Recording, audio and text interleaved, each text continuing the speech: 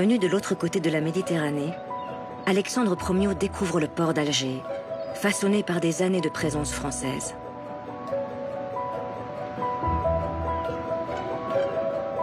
Promiot capte pour nous l'étonnante place du gouvernement, mélange colonial si typique quand se côtoie la tradition religieuse locale et la passion de la République pour les statuts de ses gloires militaires.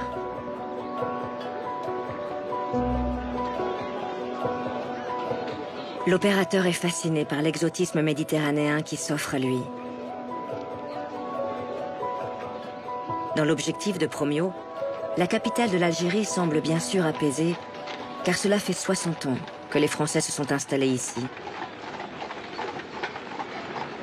Pourtant, cette conquête de l'Algérie a été une véritable guerre, longue et meurtrière.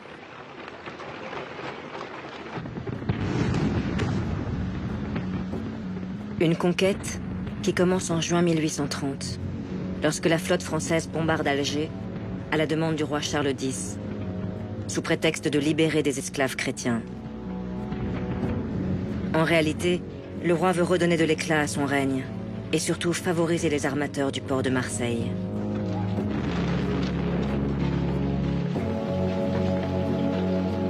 Grâce aux peintures d'Horace Vernet, qui a immortalisé cette conquête, nous mesurons la violence d'une campagne dirigée par le maréchal Bugeaud.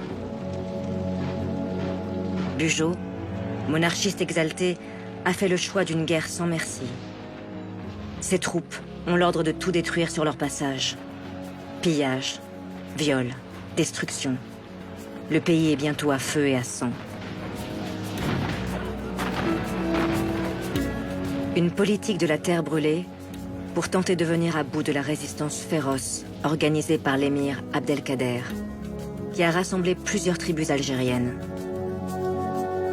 Face à l'acharnement du théologien musulman, Bugeaud manque bientôt de troupes et doit recruter sur place des supplétifs de l'armée française. On choisit alors dans les tribus hostiles à Abdelkader des cavaliers qui forment le premier régiment de spahis algérien.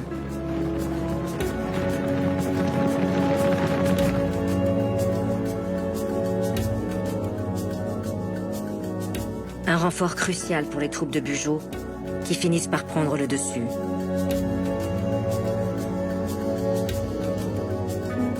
Premier héros d'une nation algérienne qui n'existe pas encore, mais dont il a fait souffler l'esprit, Abdelkader est condamné à l'exil en 1847, comme le seront la plupart des chefs de guerre qui vont se dresser contre la France.